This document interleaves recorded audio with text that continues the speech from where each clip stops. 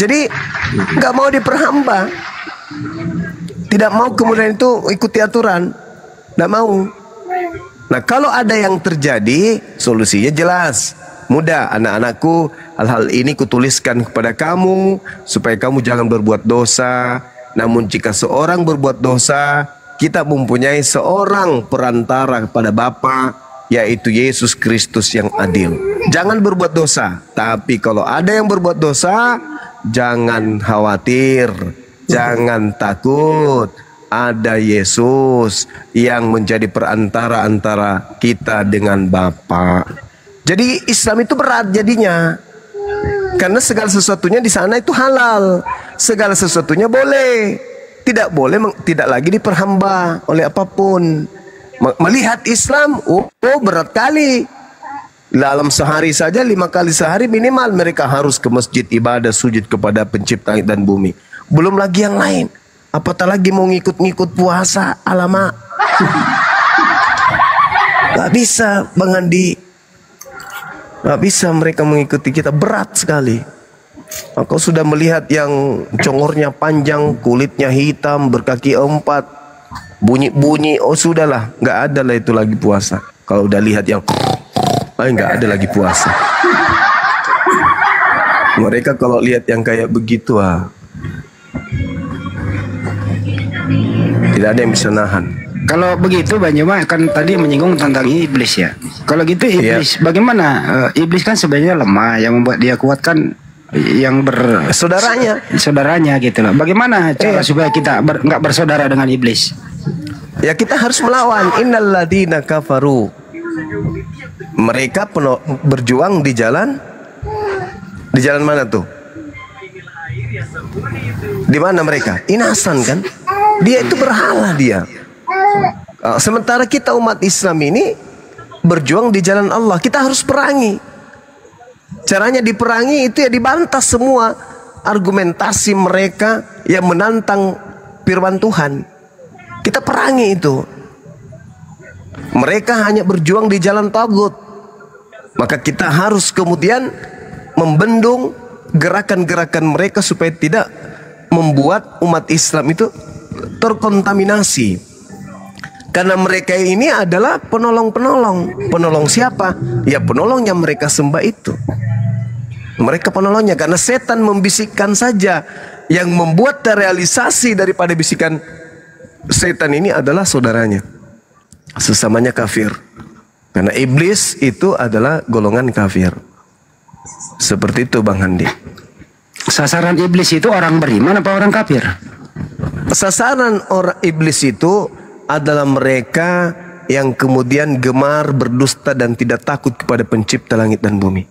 Makanya ketika ada sebuah keyakinan diperjuangkan dengan kedustaan, maka disitulah iblis bertengger. Hal unabbiukum ala man tanazzalu syayatin. Maukah aku beritakan kepada siapa setan itu turun? Setan itu turun kepada setiap pendusta, afakin athim, yang banyak berdosa. Coba aja, kalau ada agama yang membolehkan kemudian tipu-tipu, membolehkan nyamar-nyamar, nah itulah dia, disitulah setannya. Begitu Bang Handi. Karena setan turun menurut Al-Quran hanya kepada pendusta. Nah, setan itu suka kepada pendusta. Iblis itu bentuknya seperti apa sih? Kelihatan kah atau bisa berbentuk benda kah atau bisa berbentuk manusia? Setan itu makhluk roh. Setan itu roh, makhluk gaib, roh dia. Jadi kalau ada yang menyembah roh, sama dengan Tapi kalau ada manusia nih, ada manusia terus mengajak orang keluar dari Islam, nah, itu berarti itu gimana? Itulah yang disebut tadi saudara setan. Itulah saudaranya setan. Berpura-pura dia nampak ke-Islam-Islaman, menggunakan istilah-istilah Islam supaya bisa menyesatkan umat Islam. Nah, itulah saudaranya setan. Bisa juga disebut setan yang berbentuk manusia gitu ya. Iya kan Al-Quran yang menarasikan ini. Minal jinnati wan nas. Maka kita harus kemudian berlindung kepada Allah dari bisikan setan dalam bentuk setannya dalam rupa manusia dan setannya dalam bentuk jin. Ada dua setan itu Bang Andi. Ada dalam rupa manusia, ada dalam rupa jin. Yang dalam rupa manusia itulah pembohong, pendusta. Ditanya, apakah Tuhanmu manusia? Bukan. Apakah Maria melahirkan manusia? Iya. Begitu tuh. Kentara itu dia Bang Andi. Kalau dia berbicara itu tak ada yang keluar dari lisannya kalau bukan dusta gitu. Ya, mudah-mudahan di bulan suci Ramadan ini ya dilepaskan semua dari godaan setan yang terkutuk itu untuk kita semua. Amin. Bang Rizal disambut dulu tuh. Ya. Siap. Izin Bang Andi, Bang Juma izin. Selamat malam Pak Joel.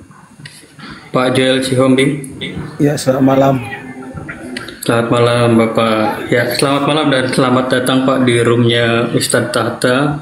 Di sini ada narasumber kami, Bang Zuma, Ustadz Tahta, Bang Handi, Bang Dewa. Pak Joel, ada yang mau disampaikan atau mau ditanyakan atau mau berdiskusi? Oke, ada mau saya tanya. Ada sama mau saya tanya sama si Juma. Ya, silakan Saudara Joe. Nah, tadi Juma bilang orang Kristen 2 miliar. Yang 2 miliar itu katanya Juma tadi kan ada datanya itu. Kurang lebih 2 miliar kan orang Kristen. Berarti bisa 3 miliar. Bisa kalau 4 miliar. Bisa, bahkan bisa memenuhi bumi ini kalau iblis berhasil menyesatkan semua anak keturunan Adam. Kenapa Bang? Ya. Loh iyalah, itu nubuatan dari Yesus loh. Kristus palsu akan menyesatkan banyak orang. Harus terjadi itu. Kalau tidak berarti Yesus pembohong. Harus terjadi. Waspadalah supaya kamu jangan disesatkan, sebab akan banyak orang datang dengan memakai namaku dan berkata akulah Kristus. Dia akan menyesatkan banyak orang. Siapa yang datang dengan memakai nama Yesus dan mengatakan Yesus itu adalah Kristus? Siapa itu? Islam atau Kristen? Ya Kristen. Dia akan menyesatkan, mereka akan menyesatkan banyak orang. Ya kalian itulah, pendeta, pastor. Kalian itulah. Kalian mengajak manusia lain untuk menyembah kepada makhluk bernama roh, bernama Yesus Kristus. Sementara Yesus Kristusnya ketika dia datang di tengah Bani Israel, sibuk siang dan malam mengajarkan murid-muridnya menyembah hanya kepada Dia pencipta langit dan bumi yang ada di langit. Beda kan? Beda. Jadi kalau Anda percaya kepada Yesus, mereka akan menyesatkan banyak orang. Satu-satunya agama di atas muka bumi ini yang menggaungkan Yesus, menggaungkan Kristus hanya Kristen. Dan Kristen kemana-mana mewartakan orang-orang untuk menyembah kepada Yesus Kristus itu. Jadi siapa yang menggenapi? Kristen. Islam tak pernah kemudian menyuarakan orang supaya kemudian menyembah Yesus Kristus. Enggak ada. Cuman Kristen. Berarti yang menggenapi penyesat yang Yesus katakan kepada Bani Israel dalam Matius 24 itu hanyalah aliteng. Silakan kawan. Jadi salut juga aku sama si Juma ini. Saya bicara dalil Bang. Enggak, maksud saya salut. Ya itu dia harus Bang, karena saya kan bicara dalil. Salutnya gini, maksud saya salutnya bukannya positif. Salutnya bagus itu. Enggak, dengar dulu, jangan dulu langsung ganas sekali Bang Juma. Enggak lah, santai aja ya. Maksudku salutnya tahu firman Tuhan Kristen semua. Firman Tuhan. Sejak kapan Matius Tuhan? Firman yang di Bible lah, di Bible kami kan. Firman Lukas, firman Matius. Ya udah yang tahu yang di Bible aku bilang lah dulu di Bible. Tahu Bang Juma. Iya. Juma tahu semua. Justru aku yang umur 40 tahunan enggak hanya dengar doktrin dan dogma gereja kan gitu. Enggak. Kalau kami gini, semakin banyak kita mengerti kebenaran itu, semakin banyak tanggung jawab kita. Berarti lebih baik tidak usah tahu kebenaran, biar bodoh terus. Bukan kayak gitu, makanya Juma itu tahu yang di Bible semua, tapi kebanyakan diputar balikkan semua. Tidak ada yang saya putar balik. Coba, yang mana yang saya putar? Tadi kan dibilang yang berpuasa lah, begini. Udah ku dengar tadi semua. Yesus berpuasa enggak? Dengar dulu, bukan maksudnya puasa kami itu bukan ke situ masuknya seperti yang dibilang Bang Juma tadi. Lalu puasanya Kristen bagaimana? Nah, bukan seperti yang dibilang Abang Juma tadi. Yesusnya kan berpuasa setelahnya lapar dan haus dia. Kalian puasanya apa? Puasanya kalian apa? Kalian puasanya apa? Lapar haus atau bukan? Kalau pimpinan kami, nah pimpinan pula. Rohanian kami yang itulah dulu. Jadi siapa mau ku bilang pendeta kan harus pimpinan kami. Kalau kalian itu pengikut Yesus anak Maria yang kami imani sebagai nabi kepada Bani Israel, ya kudu wajib kalian lapar, kudu wajib kalian haus selama 40 hari 40 malam. Bang Ju. Tapi karena kalian pengikut setan pasti berbeda puasanya, betul nggak? Kan? Ini sembarangan ini ngomong bicara pengikut setan. Sekarang puasa Anda apa? Lapar haus atau bukan? Makanya kalau kami berbicara nanti dengarlah dulu. Makanya sih. Kalau kami berbicara nanti kami bilang kalian salah, pasti kami dibilang penistaan agama. Tidak ada apa yang salah. Apa yang digambarkan Al-Quran itu yang kami ikutin. Kalian apa yang digambarkan Bible, apa yang digambarkan Yesus, kalian tidak ikuti. Beda kita, beda kelas. Dari bahasa-bahasa Juma pun dia bilang kami sesat. Kau pun bilang tadi Juma Yesus menyebut Kristen sesat. Apa salah Yesus itu? Aduh, bukan ke situ pengertiannya Juma. Nah inilah, jangan dipelintir Bible sendiri kawan. Jangan kamu pelintir. Semua apa yang kau sampaikan tadi, banyak yang kamu tahu firman Tuhan, firman Bible itu yang di Bible kami, tapi banyak sekali kau putar balikkan. Contoh seperti tadi, contoh nggak usah. Udah ikuti semua apa? Yang mana? Jangan kayak pendeta bercerita yang sifatnya cuma duga-duga, angan-angan, tapi nggak ada dalilnya. Mana dalil? Contoh, saya putar balikkan yang mana kawan? Aduh, semua banyak kali lah di semua. Udah tadi siang pun saya ikutinya kan. Ya satu aja. Sici. Kayak tadi lah. Kayak tadi lah kami menyembah roh. Roh itu setan. Loh, bila. Jadi setan itu bukan roh.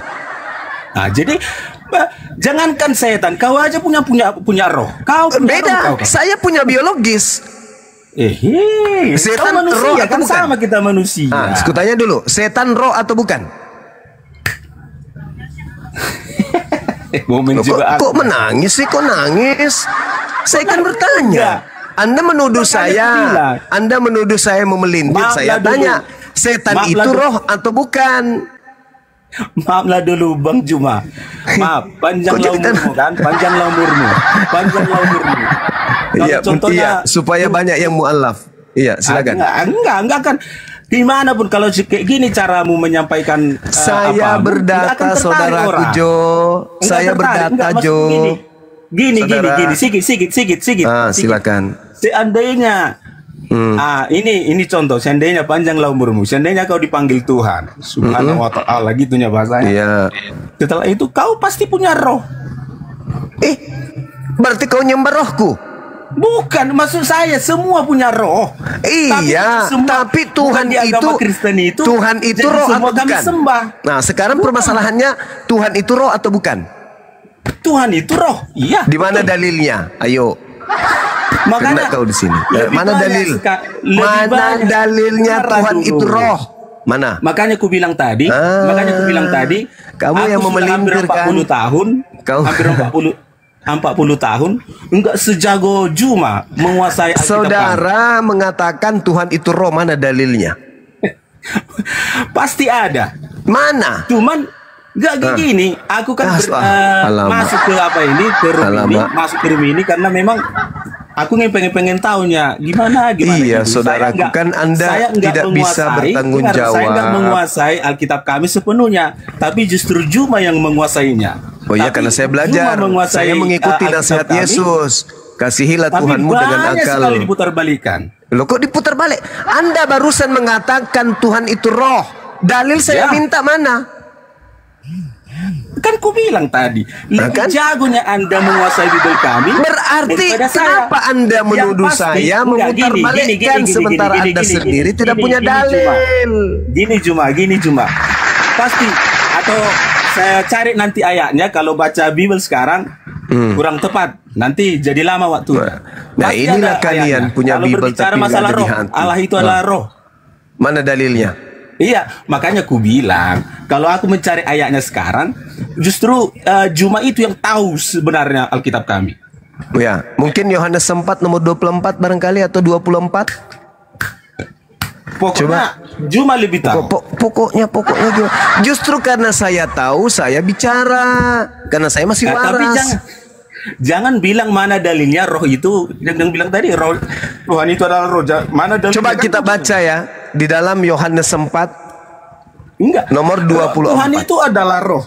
Iya, ya, jelas itu. Cuman jangan kau bilang. Saya kasih dalil. Kami di situ dikatakan theos. Kami hanya menyembah roh Tuhan. Pneuma. Coba. Itu.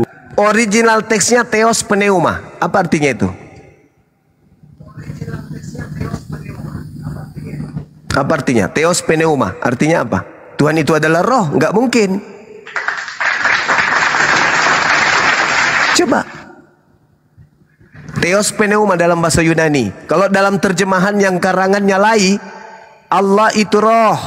Oke, orang yang cupu, orang yang culun bisa saja manggut-manggut. Tapi orang yang belajar, masa Allah itu roh? Maka kita masuk ke original teksnya. Ternyata pneuma, theos pneuma. Apa itu theos? Dewa. Pneuma itu apa? Hantu. Dewa hantu. Hantu. Mana hantu. Ceritanya itu? Kok jauh kali? Hantu kok lari ke Allah?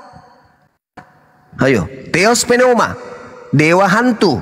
Jadi kau menyembah hantu. Hantu itu setan kan? Salah nggak yang saya katakan? Kalian menyembah hantu setan, makhluk halus. Nggak salah. Bibelmu yang mengatakan itu. Cuman lembaga lupa ayat Injil menuliskan Allah itu roh. Kalau dia menjelaskan. Alamak. Mana pakar-pakar kalian suruh naik ke sini biar kita diskusi ilmiah. Cuman menangis aja bisanya. Gini, aku itu kan masyarakat biasa yang nggak pala pintar-pintar kali. Ya, maka dari itu jangan menuduh. Saya melintir, jangan. Tapi telinga saya kan bisa mendengar. Lah, kalau begitu kenapa justru saya yang menunjukkan dalilnya ente tidak bisa? Enggak, yang kau bilang itu roh itu yang kami sembah roh, tapi bukan rohmu yang kami sembah. Itu maksudnya. Yohanes 4:24 theos pneuma. Theos itu artinya dewa, pneuma itu artinya hantu. Alamak. Itu jadi maksudmu yang roh yang kami sembah itu hantu gitu. Dalilnya begitu, mau kayak mana? Kok nangis? Mama Itulah kan. Kan Yesus memang berkata dalam Yohanes 8, iblislah yang menjadi bapakmu. Salah nggak Yesus mengatakan kepada orang yang ingin membunuh Yesus itu iblis? Salah nggak? Kalau salah nggak Yesus mengatakan bahwa Yudas itu iblis? Salah nggak? Berkita memang. Nggak salah kan? Yesus mengatakan yang mengkhianat itu adalah iblis. Nggak salah kan Yesus mengatakan itu? Nggak salah kan Yesus mengatakan yang ingin menyalib Yesus itu adalah anak-anak setan? Nggak salah kan? Loh kok jadi tertawa terus? Nah, tadi tertawa saya dibilang nangis. Ya sekarang saya bilang kamu tertawa karena kamu sudah pada level menertawakan dirimu sendiri. Karena ternyata berdalil. Bang Suma ngomong pakai dalil. Makanya Anda tertawa saat ini. Menertawakan diri sendiri. Itu nangis lagi. Tadi tertawa sekarang nangis. Gimana sih orang ini? Suka-suka mulai di Saudara, saya berbicara pakai dalil, kawan. Saya pakai dalil. Apalagi menguasai Bible kami, tapi kebanyakan 98% semua diputar balikkan. Karena bertentangan dengan imanmu, kepercayaanmu. Karena musuh terberatmu itu Bibelmu. Lu kok nangis lagi? Jadi gini Bang Juma kan. Gimana saudaraku Jol? Gini, sebenarnya kau gak layak bilang kami saudara lah. Kau bilangnya kami sesat. Kok bersaudara? Kenapa bisa? Loh, kamu mengaku sesat? Nih, kau yang bilang maksudku. Kau yang bilang saya kami mengatakan sesat. Kamu saudara loh. Hah? Saya mengatakan kau saudara Jol. Sekarang kan kau bilang kami orang Kristen ini sesat. Loh, Jadi Yesus yang mengatakan itu. Yesusnya kehabisan waktu. Yesus kehabisan waktu. Yesus hanya sampai usia 33 tahun. Maka kesesatan kalian diberikan kemudian berhadapan dengan kami. Kamilah yang meluruskan kalian. Yesus waktunya sudah habis. Maka kami yang kemudian meluruskan ajaran Yesus kepada saudara. Kan gitu. Itu dalil saudara, saya nggak ngadi-ngadi. Dalil, saya bicara dalil. Ya, tidak boleh langsung berbicara bukan berdasar dalil. Kami anggapnya kalian saudara. Tapi pertanyaan saya balik, kalau kalian menganggap kami sesat, kok kalian anggap kami saudara? Kenapa? Loh, bukan ceritanya itu bahwa kami yang mengatakan kamu sesat. Yesusnya yang berkata Kristen itu sesat, bukan aku. Dengar dulu, malam ini tidak ada Yesus berbicara bilang kami sesat. Kau sendiri. Matius 7 nomor 22 nomor 23 mau dibuang. Bang Juma, dari mulutmu sendiri saya maafkan, saya maafkan. Kristen, kami saya sesat. Maafkan. Iya, dari mulutmu sendiri tadi, maaf ya. Kami sesat berbicara. Enggak ada Tuhan Yesus tadi berbicara sama kami. Saya kami berbicara sesat. dalil kan? Saya berbicara dalil. Matius 7 22 23. Aduh. Bahkan Paulus menyebut Kristen itu kafir. Pertanyaan Kan saya balik. gitu. Gini Bang Juma. Maukah Anda itu menganggap saudara yang sesat? Mau, selama mereka yang sesat ini mau mendengarkan. Kenapa tidak? Umat Islam itu diperintahkan untuk berseru kepada semuanya. Islam itu datang untuk rahmatan lil alamin. Karena sebenarnya kalian itu umatnya Rasulullah, umatnya Nabi Muhammad kamu itu, bukan umatnya Paulus. Gini Bang Juma, kalau seperti ini penyampaianmu sampai kiamat pun kami nggak mau ikut sama Juma. Iya, iblis mana bisa ikut kepada kami? Nggak bisa, iblis itu ikut kepada kami. Di cara penyampaianmu, ini kan apa ini acara ini kau buat kan supaya aku tertarik sama. Oh enggak juga, enggak juga. Cuman menyadarkan supaya kalian itu sadar bahwa aksi-aksi kristenisasi dan pemurtadan pendangkalan akidah itu kalian hentikan. Itu ajanya. Neraka juga butuh penghuni, kawan. Ngeri juga Bang Juma. Oh iya dong. Jadi neraka juga butuh penghuni. Yang 4 miliar tadi kemana? Ke surga atau ke neraka? Ya neraka lah. Tanya Yesus. Yesus, kutanya dulu sama Yesus dulu. Yesus, ya paman, kemana perginya orang-orang jahat yang menuhankan dirimu? Dijawab Yesus dalam Matius 7 22 23. Ke neraka jahanam. Dalil. Jangan nangis. Dalil. Aku gini aja kan bilang tadi, lebih jagonya si Juma ini menguasai Bible kami daripada saya. Saya umur hampir 40 tahun. Iya, kalian kan memang Kristen, tidak pakai dalil menjadi Kristen. Apa dalilnya menjadi Kristen? Ada nggak? Nggak ada. Tanya bapak, tanya emak, mama, iya paman, apa dalilnya kita harus jadi Kristen? Mana dalilnya? Nggak ada. Mana dalilnya kita harus ke gereja? Ya nggak ada. Mana dalilnya kita harus menyembah Yesus? Nggak ada. Semua tak ada. Kalian itu memang manusia tanpa dalil, cuman punya dalih. Apa itu dalih? Apa itu dalih? Alasan yang dibuat-buat. Mana coba Yesus mengatakan pengikutku disebut Kristen itu mana? Justru Yesus menyebut penyesat itu pengikutnya bernama Kristen, pengikut Kristus. Matius 24 nomor 4 nomor 5. Waspadalah kepada penyesat yang datang kepadamu dengan memakai nama Yesus dan berkata akulah Kristus. Apa nama pengikut Kristus ini? Kristen. Padahal bukan ke situ tujuannya ayat. Siapa bilang bukan ke situ? Siapa bilang? Nangis lagi dia kan? Yang kami tahu Juma. Iya. Kami tahu, yang kami pelajari. Gini loh Bang Juma. Apa itu? Anda itu pintar sekarang karena belajar kan? Oh iya dong. Kan harus mengasihi Tuhan dengan akal, bukan dengan dogma. Karena belajar. Pasti ada gurumu kan gitu. Yes, betul. Guru terbaik saya adalah belajar. Dulu. Kami juga belajar dari mana? Seperti bahasanya kami, Bapak rohani kami. Alamak, jangan kamu belajar kepada orang yang tidak tahu dan tidak mau tahu. Jangan.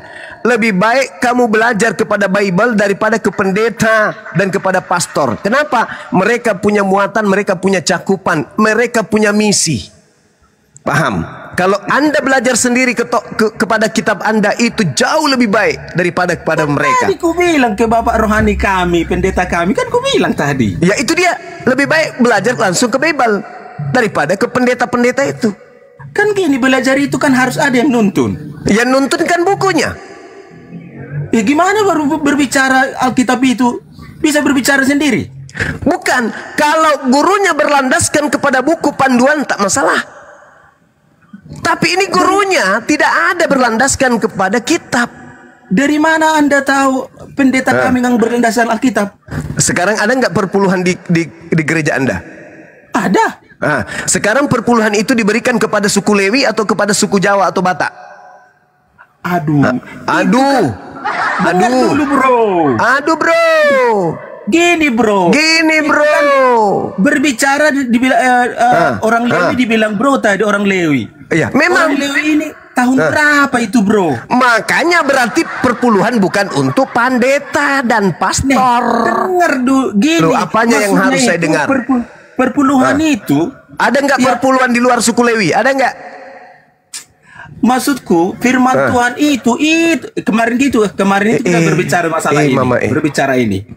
Aku udah berbicara kita masalah ini. Kemarin ini kalau dibilang orang Lewi lah untuk inilah firman Tuhan ini, bukan untuk orang Indonesia Kristen yang ada di Indonesia, bukan seperti itu. Kata siapa? Kata Anda. Yang berhak mendapatkan perpuluhan itu hanya suku Lewi, bukan pendeta, bukan pastor. Aduh, nanti saudara hari Minggu besok hari Minggu tanya kepada pendeta, Pak Pendeta, mana dalilnya bahwa perpuluhan itu bisa diberikan di luar suku Lewi? Kalau masalah perpuluhannya nggak usah ku tanya pendeta. Kalau itu saya udah tahu. Mana dalilnya bahwa perpuluhan di luar suku Lewi? Kalau kau tanya dalilnya di segala macam, ini pengajaran sama kami. Kalau kau diberkati Tuhan, Alamak. Inilah yang saya katakan. Jangan kau belajar kepada orang yang tidak paham dalil. Belajar ke Bibelmu. Yang memahami ayat. Percuma kalian merampok kitabnya Yahudi kalau kalian tidak mempraktekkan isi kitab tersebut. Artinya kalian merampok hanya untuk aksesoris doang, biar gaya-gayaan, biar kamu dianggap sebagai pengikut orang Yahudi, padahal bukan. Loh, kok jadi tertawa lagi? Iya, gimana harus ku tertawakan lah kau cuma. Karena dalilnya perpuluhan untuk non Yahudi ada nggak? Minta tolong sama saya. Minta tolong sama saya, ada nggak dalilnya perpuluhan untuk di luar suku Lewi? Ini bukan berbicara suku Lewi lagi. Kami umatnya Tuhan. Makanya kok kalau kamu itu umatnya Tuhan, Tuhan yang mana? Tuhan Yesus Kristus penebus dosa. Berarti kalau ada nggak Yesus mengajarkan perpuluhan? Firman itu adalah Allah. Pada mulanya adalah firman. Firman itu bersama-sama dengan Allah lah.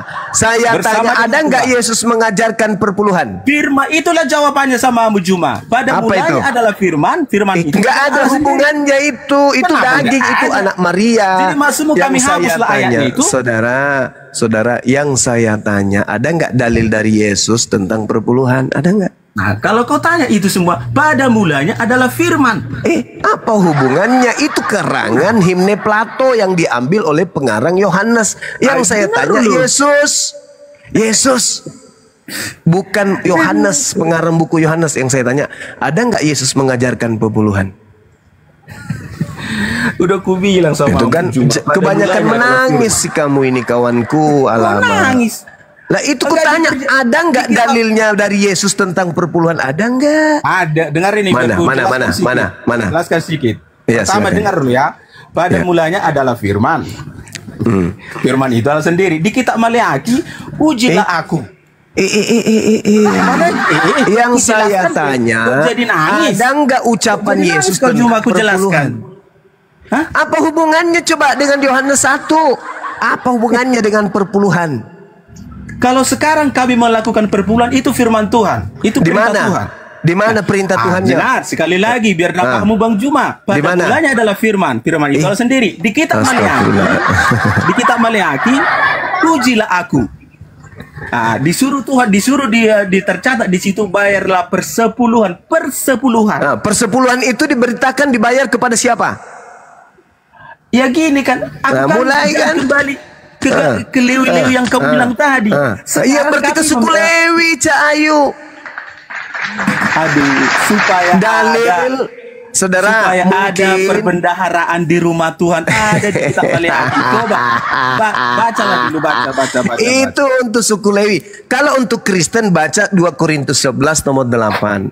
Jemaat-jemaat lain telah kurampok. Jadi kalau kami ngikut suku Lewi itu yang kau sampaikan, jadi firman Tuhan itu enggak ada lagi sama kami. Ya itu kitabnya orang Yahudi, bukan kitab lo. Jadi kami ini siapa ini menurut? Ya kamu itu pengikut Paulus menyembah roh-roh halus itu. Aduh, itu lain kan ini. Luar biasa sekali. Saudara tak ajarin 2 Korintus 11 nomor 8. Jemaat-jemaat lain, jemaat-jemaat lain telah kurampok dengan menerima tunjangan dari mereka supaya aku dapat melayani kamu. Itu dalilnya untuk Kristen itu dari Paulus. Kalau kamu berbicara Nehemia, kamu berbicara kemudian tentang kitabnya orang Yahudi, itu untuk Yahudi. Kalau surat-surat Paulus itu untuk Kristen. 2 Korintus 11 nomor 8, jemaat-jemaat lain telah kurampok dengan menerima tunjangan dari mereka supaya aku dapat melayani kamu. Jadi pendeta-pendeta itu sifatnya bukan perpuluhan, tapi sifatnya 2 Korintus 11 nomor 8. Sampai di sini paham? Paham sampai sini, Bang? Enggak, saya enggak paham apa dengan apanya, karena diputar balik kan gitu, enggak tertarik. Kok diputar balik pula? Tolong kau kasih saya dalil bahwa perpuluhan itu bisa diberikan kepada selain suku Lewi. Kaidahnya, aturan mainnya, perpuluhan itu untuk suku Lewi atau untuk suku lain? Boleh enggak untuk suku Indonesia? Zamanku sekarang dengan zaman suku Lewi sama enggak? Ya ampun ya Allah ya Karim. Kitabnya Yahudi itu hanya berlaku untuk Yahudi, Cak Kangkung, bukan untuk ente. Mazmur 147 nomor 19 nomor 20, hukum-hukumku hanya berlaku kepada Bani Yakub, aturan-aturanku hanya berlaku untuk Israel, dan tidak aku berikan kepada bangsa lain. Dalil. Kok jadi nangis lagi saudaraku ini? Aku gini Juma. Pintar juga Mbak. Dalil gitu kan. Dalil kan ada dalilnya saudara. Amsal 5 nomor 3 harus berpegang teguh kepada firman Tuhan. Amsal 3 nomor 5. Jangan kamu berpegang kepada pengertianmu sendiri, harus berdasar terhadap dalil, bukan dalih, tapi dalil. Sampai sini paham? Enggak. Oh, enggak paham. susah memahaminya karena diputar balikan semua itu masalahnya. Putar balik lagi ya Allah ya Karim. Kamu itu jemaatnya Paulus. Jemaat-jemaat lain telah kurampok dengan menerima tunjangan dari mereka supaya aku dapat melayani kamu. Perpuluhan itu hanya untuk suku Lewi. Alamak. Ampun aku samamu, tapi bukan ampun positif, tapi negatif. Iya, masalah gimana? Maafkan ini saya. Ini ada mau bertanya lagi. Tunggu dulu, jangan dulu. Maafkan saya lagi. Saudara Joel, saya hanya memberi peringatan aja, Bang. Silakan. Iya, aku nanya lagi dulu. Inilah kalau aku nanya dulu karena lihat kan, pernah ya Bang pacaran kan? Saya alhamdulillah orang yang ingin memacari aku, tapi saya tidak mau. Kenapa? Saya maunya nikah. Oh cukup satu gitu. Iya. Cukup satu ya. Berarti udah nikah gitu kan? Saya udah punya istri, udah punya bini, alhamdulillah. Oh iya. Inilah yang mau ku tanya sama Bang Juma dulu. Apa itu? Memang kalau di Al-Quran itu bisa nggak sampai 5 istri, 6 istri, 7 sampai istri? 4. Islam datang itu membatasi poligami, bukan kemudian mengajarkan poligami.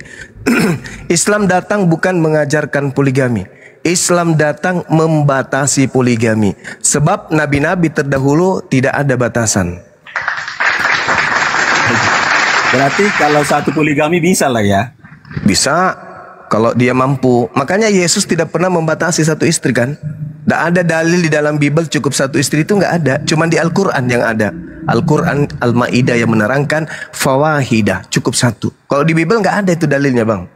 Mau sampai geriting bulu hidung cari dalilnya, tidak Anda akan temukan itu, nggak ada. Memang nggak diajarkan poligami di Alkitab. Berarti nggak ada larangan kan? Enggak. Ada nggak larangan poligami di kitab Anda? Dilarang. Mana dalilnya? Nangis lagi nih. Mana dalilnya? Ya mana dalilnya pelarangan poligami di Bible? Ada ayatnya seperti ini. Makanya manusia. Ada. Justru Yesus mengajarkan kemudian poligami di dalam kitab saudara. Apa? Itu yang tertulis kemarin. Yang tertulis itu. Apa itu? Kecuali diceraikan kematian gitu. Ya, enggak ada itu, enggak ada. Enggak ada, aku enggak ada. Jangan kau nipu-nipu di sini kawanku. Tidak bisa diceraikan kecuali kematian. Iya, istri. Kalau 3 istri, 3-tiganya tidak boleh diceraikan kalau kecuali mati. Tapi yang saya minta dalilnya cukup 1 istri itu mana? Itulah Bang Juma kan. Udah diputar balikan Bang Juma lagi. Kok diputar balik? Saya dengan hormat minta beberapa kali dalil sama saudara. Saudara tidak pernah menunjukkan dalil. Saya saudara, kalau saya sudah minta dalil, kawan, kalau saya sudah minta dalil, saudara, tidak bisa diceraikan kecuali kematian. Itu enggak dalil itu. Itu istri, memang betul. Itu istri. Emang. Nah, sekarang aku kan nanya tadi, kalau di Al-Quran itu bisa nggak sampai 5, 7 maksimal 4 istri di Islam. Nah, di Kristen ini ada nggak pembatasan jumlah istri? Ada nggak? Hanya 1. Mana dalilnya? Makanya kan itu yang kok minta tadi. Saya minta dalil. Saudaraku, kalau saya minta dalil, itu artinya saya siap menerima kesalahan. Tunjukkan dalil itu. Kalau ada saya salah. Tapi kalau tidak ada berarti saya benar. Nih, tak kasih contoh. Di dalam Lukas 18 nomor 29 nomor 30. Dengarkan saya baik-baik.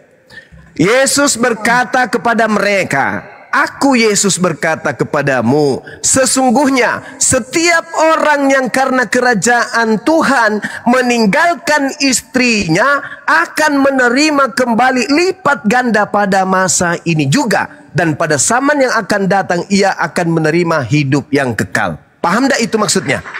Barang siapa yang meninggalkan istrinya demi untuk kerajaan Tuhan, maka dia akan memperoleh berlipat kali ganda saat ini juga. Jadi istrinya berlipat kali ganda itu apa namanya? Poligami atau apa?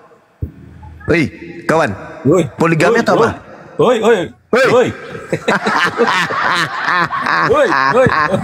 Tidak ada batasan. Lipat kali ganda kata Yesus. Lukas 18 nomor 29 nomor 30. Dalil. Juma luar biasa. Jangan nangis kawan. Makanya kalau saya minta dalil, saya berarti minta untuk dikritik kawan. Kalau saya minta dalil berarti saya minta dikritik. Tapi Anda tidak menunjukkan dalil. Justru dalil poligaminya saya tunjukkan gitu loh. Makanya pastor itu kawin diam-diam. Di depan kalian itu nggak nikah, tapi di belakang periksa kamarnya. Oh, banyak kali kondom bocor. Ini udah luar biasa. Aduh, udah menuduh enggak ini. Oh, enggak, itu fakta real. Banyak teman-teman saya pastor yang sudah mualaf. Tanya Bang Handi tuh. Luar biasa. Luar biasa. Yang ditemukan di barat, pemakaman anak bayi itu, anak bayi dari mana itu? Coba buka di Google sekarang. Betapa banyak kemudian ditemukan di biara-biara kuburan-kuburan anak-anak kecil, anak bayi. Kalau memang anaknya siapa itu Bang? Halo Juma. Kalau memang beraninya kau menampilkan data itu pastor-pastor ini, kan ada YouTube-mu kan? Iya. Coba ada nggak yang bisa buka YouTube-mu itu. Ada nggak yang bisa buka kamera? Ditemukan ribuan kuburan anak kecil. Enggak, maksudku pastor yang kamu bilang itu di Indonesia atau di luar mana nih? Di luar negerinya banyak, di YouTube ada, di internet bertaburan, kawan. Alamak, bagaimana tidak menyalahi kodrat? Tuhan memberikan kita kemudian kelamin, pasangan. Perintah Tuhan apa? Beranak cuculah. Kok pura-pura jadi orang suci?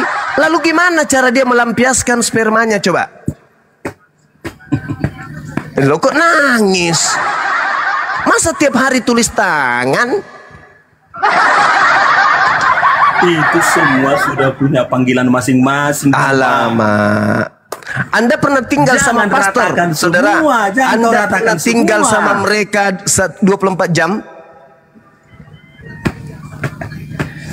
Jangan kau ratakan semua juga. Alam, nggak usah terlalu jauh, saudara. Pendeta kalian yang punya tai lalat, saudara Jol. Itulah bangganya saya. Saudara Jol, jangankan pastor, saudara Jol. Jangankan pastor, saudara Jol. Pendeta saja Joshua Teu kemarin ribut gara-gara tai lalat di nonotnya, salah masuk lubang. Itu ada istri saja, ada istri aja. Senjatanya si Uco masih salah lubang, apalagi yang tidak punya bini. Alamak, jangan munafik lah kita. Jangan munafik. Kita ini makhluk biologis, kawan. Oke. Ginilah gitu, saudara. kan? Ya? Semua yang kau sampaikan itu, ada datanya. Enggak, ada dalilnya. Ada datanya, tapi semua kau putar balikan. Sekarang begini, saudara Jo. Ini anggap saja dulu, biar aku juga mau tunggu. Bro. Anggap saja teman-teman kita yang ada di atas ini adalah kemudian pagar betis. Kita aja berdua cakap. Yang di bawah kita anggap sayur kangkung. Yang di YouTube juga kita anggap Cak Ayu aja semuanya. Saya mau tanya sama saudara, pernahkah saudara tertarik kepada wanita lain selain istri Anda? Kalau sekarang itu saya punya istri, enggak lagi. Hah? Enggak tertarik sama wanita lain gitu maksudnya? Enggak kagum. Karena saya mempertahankan istri saya, kenapa? Bukan masalah mau langsung kau hantam wanita lain, enggak. Yang saya tanya, apakah kamu tertarik kagum kepada wanita lain selain binikmu? Itu berbicara tertarik ini banyak itu, nafsu apa segala macam. Bukan nafsu, tertarik aja, kagum. Enggak, kalau mengagumi saja, oh siapa itu cantik ya wajar. Sudah ada kata, cantik ya. Itu butiran-butiran syahwat yang berbicara itu, saudara, secara natural. Karena laki-laki memang dicipta untuk tertarik kepada sesamanya wanita. Sesamanya wanita pula. Sesamanya manusia, lawan jenisnya. Saking hebatnya manusia itu, kepada sesamanya aja dia jatuh cinta. Ada kan? Kita tidak bisa pungkiri itu. Jadi ketika saudara sudah mengatakan, ya sekedar mengagumi, enggak, iyalah. Tapi kalau untuk nafsu, alamak. Laki-laki kalau sudah kagum kepada wanita, itulah perbedaannya kami sama Juma. Oh ya, itu pembelaan karena takut dihantam sapu lidi sama bini dari belakang. Saya tahu. Bilang pembelaan. Saya tahu. Saudara takut dihantam sapu lidi sama ibunya dari belakang. Saya ngerti, saya maklum itu. Saya maklum juga. Oh, saya maklum itu, saudara. Ketika ada acara-acara besar, di situ hadir tokoh-tokoh agama dari kalian. Setelah mereka kemudian melakukan ini, kegiatan ini, alamak, kemana mereka pergi? Aduh, sudahlah. Teman saya banyak, kawan. Itulah dulu Bang Juma, pertanyaanku tadi. Iya. Kenapa saya tanya tadi udah menikah, pernah pacaran? Langsung jawabannya begini kan. Jadi logikanya kan, kalau kita waktu pacaran, kalau kita selingkuhi pacar kita pasti sakit hati gitu. Itulah dulunya.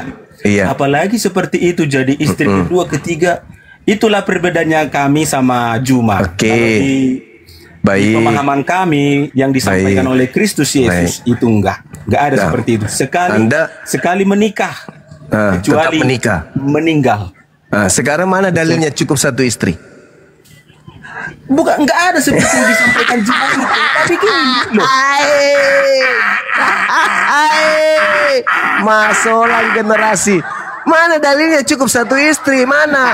Karena di Indonesia ini, saudara, di Indonesia, dengar, Islam 88%, Kristen cuma 7%.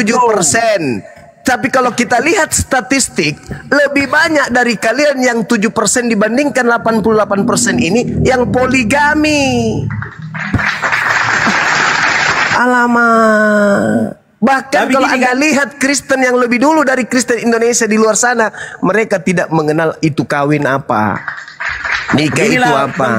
Bang Juma, gini. Ada bahkan di luar sana gereja-gereja bisa menikahkan laki sama laki. Enggak. Apalagi kalau cuma sekedar perempuan. Dengar dulu. Sudahlah. Sekarang aku nanya, ada rencana mengambil poligami yang lain? Saya, kalau poligami itu berat, fawahidah, dan diminta kemudian untuk adil. Bagaimana tapi bisa adil coba? Bagaimana bisa adil? Sesuai dengan Al-Quran. Ya, harus adil. Wajib adil, wajib adil. Ya lakukanlah dulu. Nah, sekarang bagaimana saya bisa menciptakan adil ketika saya tidur malam pertama istri kedua? Bagaimana perasaan istri pertama saya? Adil nggak? Mampu nggak saya menciptakan rasa bahagia ini yang ada pada istri kedua hadir juga pada istri pertama? Bisa nggak? Kira-kira? Berarti bisa atau tidak? Sebenarnya nggak bisa poligami. Nggak bisa. Maka Allah mengatakan fawahidah, cukup satu. Kalau kamu tidak sanggup kemudian menghadirkan rasa adil terhadap mereka, maka fawahidah, maka cukup satu. Saya juga mau, bro. Mau. Ada 427 wanita yang antri sekarang minta dinikahi sama Bang Suma. Tapi sayangnya saya tidak mampu menciptakan rasa adil terhadap yang pertama. Yang pertama, tidak bisa kuciptakan rasa adil itu kepadanya pada saat aku berbulan madu dengan si dia. Yang kedua, dia di rumah lagi ngapain, hatinya seperti apa, maka saya tidak sanggup untuk melakukan itu. Apa solusinya? Fawahidah.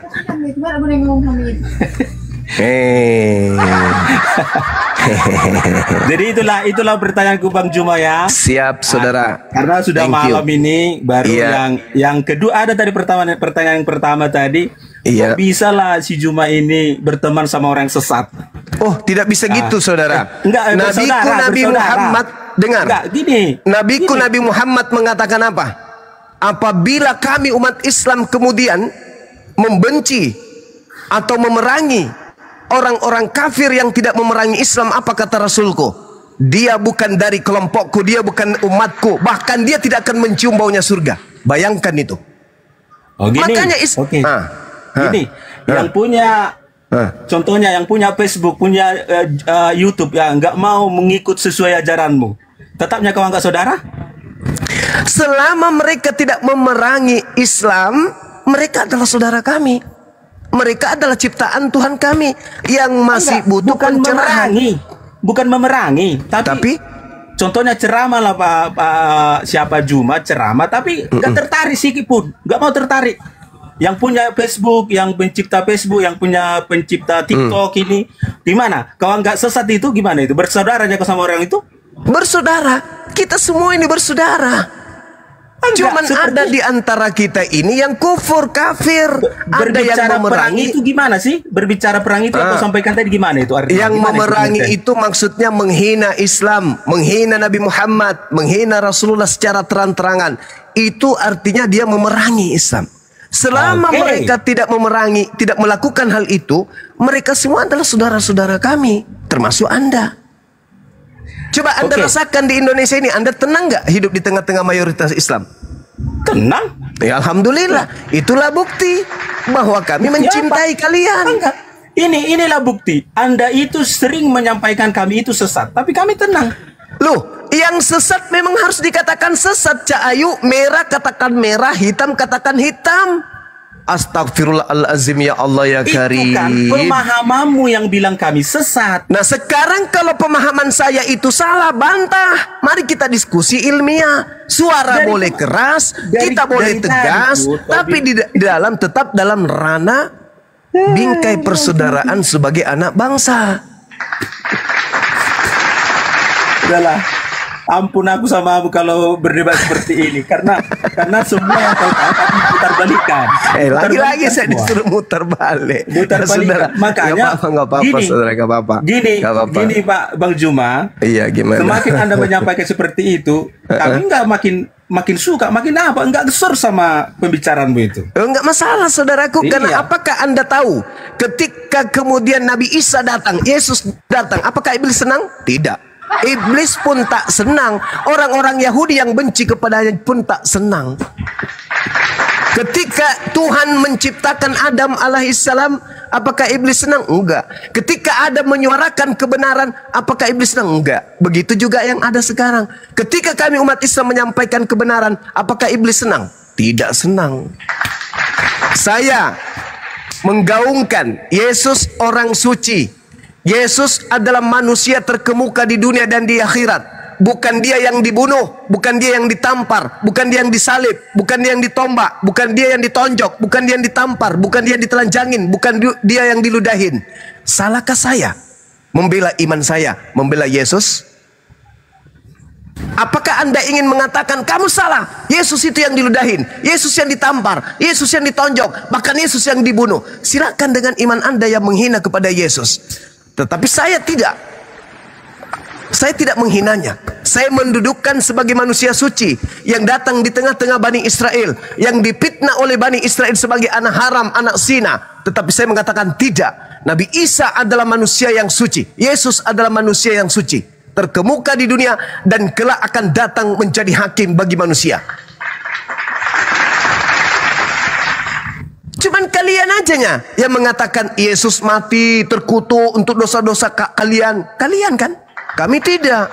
Yesus manusia suci. Dia terkemuka di dunia dan di akhirat. Mengajak Bani Israel untuk kembali mencintai Allah, mencintai pencipta langit dan bumi, kembali kepada hukum Tuhan. Tetapi kalian tidak. Kalian justru mau Yesus yang mati untuk dosa-dosa kalian. Sebenarnya kalian ini siapa sebenarnya? Kami siapa? Ya. Kami semua pengikut Kristus. Bagus. Saya iakan. Yes, betul. Kristen adalah pengikut Kristus. Betul itu. Tapi Kristus yang kalian ikuti adalah Kristus yang diterangkan oleh Yesus kami di dalam Matius 24 nomor 24. Sebab Kristus palsu dan nabi-nabi palsu akan datang melakukan banyak mukjizat sekiranya mungkin menyesatkan orang-orang pilihan saja. Pilihan juga. Kalian memang pengikut Kristus. Tapi Kristus yang mana dulu? Kalau Kristus yang kami pahami, dia adalah nabi dan rasul hanya untuk Bani Israel, mengajarkan dirinya dan kepada pengikutnya sebagai utusan Tuhan kepada Bani Israel. Bukan Tuhan yang turun menjadi manusia. Itu ajaran Kristus palsu itu. Tapi silakan dengan iman Anda, la ikraha fiddin. Saya hanya menyampaikan kebenaran yang saya tahu.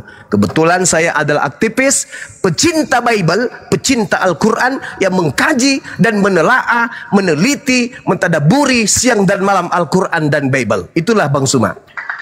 Kalau ada yang saya sampaikan bertolak belakang dengan iman Anda, mungkin Anda harus ngaca, barangkali Anda jauh dari Bible. Karena Bible menerangkan bahwa Yesus itu endingnya dalam kajiannya, dalam posisinya sebagai guru kepada Bani Israel, hanya utusan Tuhan yang diberi mukjizat, tanda-tanda dan kekuatan dari Tuhan yang mengutusnya, bukan Tuhan. Iyalah, kau simpulkan lah, itu kau simpul, tapi kesimpulanmu salah semua. Ya udah, silakan aja bantah terus. Bagaimana? Iya, memang kami bantah karena kau nggak percaya sama Yesus. Saya percaya kepada Yesus sebagai utusan Tuhan. Yesus berkata dalam Yohanes 5 nomor 36. Percaya nggak engkau Yesus itu juru selamat? Yes, juru selamat. Yesus itu juru selamat. Juru selamat dalam bahasa Ibrani shalom, dalam bahasa Arab salam, akar kata dari Islam. Yesus juru selamat sama dengan Yesus juru Islam. Yesus bukan juru Kristen. Catat itu. Jadi saya beriman Yesus itu Tuhannya Islam, itu maksudmu? Yesus bukan Tuhan. Yesus sebagai juru selamat hanya jalan menuju kepada Tuhan. Akulah jalan, akulah kebenaran, akulah hidup. Tidak ada yang sampai kepada Tuhan tanpa melalui aku. Harus melalui Yesus. Makanya dalam Al-Quran, wa isqala Isa bin Maryam, ya Bani Israel, inni rasulullahi ilaikum. Aku diutus hanya kepada domba-domba yang hilang dari Bani Israel. Matius 15 nomor 24. Makanya saya beriman kepada Yesus. Saya tidak beriman kepada Kristus yang datang, yang keluar dari kubur itu. Karena yang keluar dari kubur itu bukan anak manusia. Sedangkan yang keluar dari rahim Maria adalah anak manusia. Dua oknum yang berbeda dengan nama yang sama. Yesus Kristus yang manusia dan Yesus Kristus yang bukan manusia. Tanya Paulus sebagai nabinya Kristen, wahai Paulus, Yesus yang datang kepadamu manusia atau bukan? Pasti dia akan mengatakan, Yesus yang datang kepadaku bukan manusia. Galatia 1, nomor 1, nomor 11, nomor 12. Ternyata Yesus kita memang berbeda. Yesus adalah anak manusia, Yesusmu bukan anak manusia. Sama dengan Yesus itu dua tetapi satu nama. Itu jelas itu. Enggak hanya satunya Yesus, bro. Dua yang kami kawan. Sembah. Dua Hanya bahkan satu, banyak. Enggak usah tambah-tambahi, bro. Yesus berkata, waspadalah kepada penyesat yang datang kepadamu dengan memakai nama Yesus dan berkata, aku Kristus. Maksudnya di situ akan maksudnya muncul apa? nanti orang-orang yang mengaku Yesus. Itu maksudnya itu. Mengaku begini, mengaku dan begini. Berkata, akulah Kristus. Bukan berarti Yesus Kristus juru selamat yang kami sembah. Oh, tidak begitu. Sekarang itu, makanya gue bilang begini, begini saudara. Kamu banyak tahu firman Tuhan, tapi semua kau balikan. Oke. Yesus ketika meminta sedikit. Yesus ketika meminta kepada orang-orang di Bukit Zaitun agar waspada kepada penyesat, Yesus berbicara kepada Yahudi atau berbicara kepada Kristen?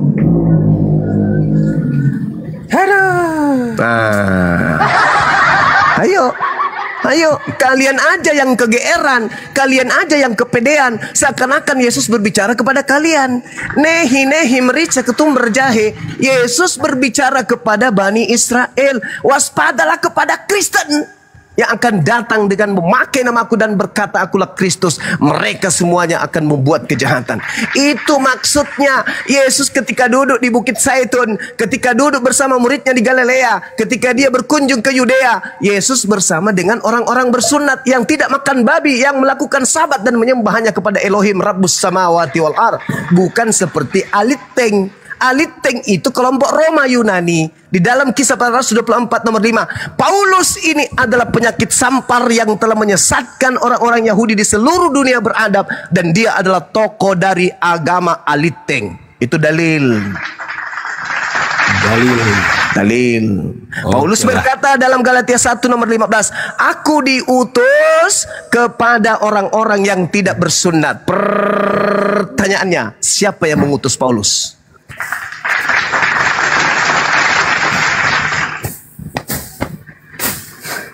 Oke lah bro. Oke bro. Baik. Di situ jam berapa ini bro? Di tempat saya baru 23 lewat 40 menit. Saya di Sulawesi. Beda 3 jam. Oh, di mana itu dalilnya? Di mana itu dalilnya aku diutus terhadap kepada orang-orang yang tidak bersunat? Coba tunjukkan kalau ada lompat. Galatia 1 nomor 11, Galatia 2 nomor 8. Jangan ragu kalau dalil sama saya, saudara. Silakan. Enggak, aku mau pamit dulu kan? Iya, silakan bro. Masukku satu bahasa, satu kalimat untuk Bang Juma. Tolonglah dulu jangan banyak menghina pendeta-pendeta atau memutarkan balik firman Tuhan kami. Itu aja pesanku ya, bro. Oke. Tuhan Yesus memberkatimu, bro. Tuhan Yesus memberkatimu. Tuhannya Yesus memberkatimu. Terima kasih Pak Joel. Tuhannya Yesus memberkatimu. Ya, oke. Sedikit mengulas ya teman-teman. Tadi mengenai persepuluhan itu bisa dilihat di bilangan 18:21. Iya. Ya, terima kasih Bang Juma ilmunya. Sama-sama. Ya, tamu berikutnya ada Halmahera ya. Oke, silakan Bang Halmahera dengan sopan dan santun ya Bang. Baca Galatia 2 nomor 8, Galatia 1 nomor 15, 16. Aku Paulus diutus kepada orang-orang yang tidak bersunat. Saya bilang tunjukkan kalau ada, lompat saya dari Monas. Galatia 1 nomor 15. Jangan terlalu lebay lompat dari Monas, lompat dari toilet aja. Masalahnya nanti saya cuma satu. Bagaimana kau mau lompat dari Monas kalau begitu? Bentar ya. Berapa tadi Galatia berapa? Galatia 2 nomor 18. Oke, bentar ya. Iya. Galatia 2 nomor 8, sorry.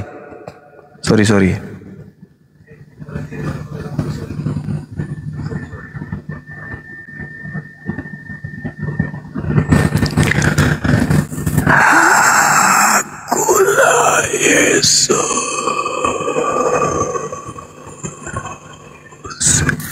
yang kau aniaya. Macet kayaknya Bang Juma.